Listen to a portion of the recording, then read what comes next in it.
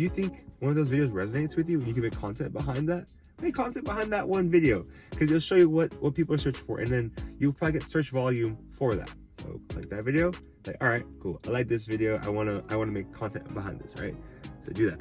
Once you do that, you can create content, film it, watch the video, figure out how they're making the video, make content behind it, film it, and then once that's done, you can edit the video. The way I edit is I just use CapCut. It's free software and doesn't have to be perfect or anything, and then just make the video and edit it through CapCut, right? After you use CapCut, I use Canva, C-A-N-V-A. Canva is what I use to create thumbnails. I don't know how a thumbnail looks, but the biggest advice I have you for thumbnail is make sure your thumbnail is similar to what you're gonna actually portray in the video, right? So if I take a picture of my Tesla here out in this area right here, make sure that as soon as people click on the video, that they see the Tesla in that specific environment. Because people don't like clicking on stuff and it'd be something completely different. It's called clickbait, pisses people off. What you can do too is, if you don't like doing any of this stuff, go on Fiverr, Fiverr.com.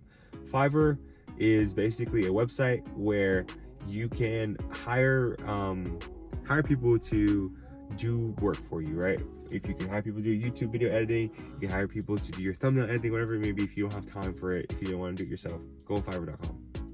Okay?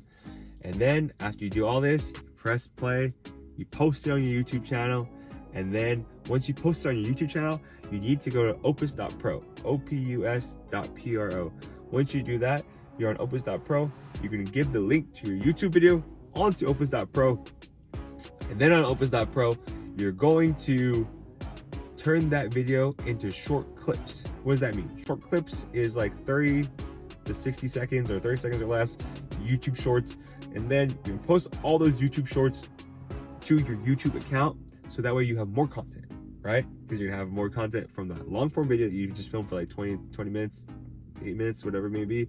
And you post your YouTube shorts, and then you're gonna clip that video that you just made that was like that 8 to 10 to 20 to 30 minute video length. You're gonna clip that with opus.pro, and you're gonna have like 7 more clips of that video, so that way people can watch smaller kind of chunk sizes of that video, and then when they really like your content, they'll watch that whole thing, right? It's just, AI has made everything much more accessible and scalable now, right? I want you guys to view your YouTube channel as a business, okay? You are a content producer, not a consumer, right? You can consume to just learn, but you are a content producer because you are trying to make money from this platform. It is okay that you're trying to make money. There is nothing wrong with trying to make money, because you want to take care of the people you love, you want to take care of your family, you want to have a better life for you, yourself, and the people you love. So you are a content producer. When you produce content, you are trying to make money for the platform. That is how all these great TV shows, right? Like all these like big companies like ABC, Fox, CNN, right? That's how they make money. I learned this at UCLA. I have vice presidents of ABC teaching me this stuff, how they make money.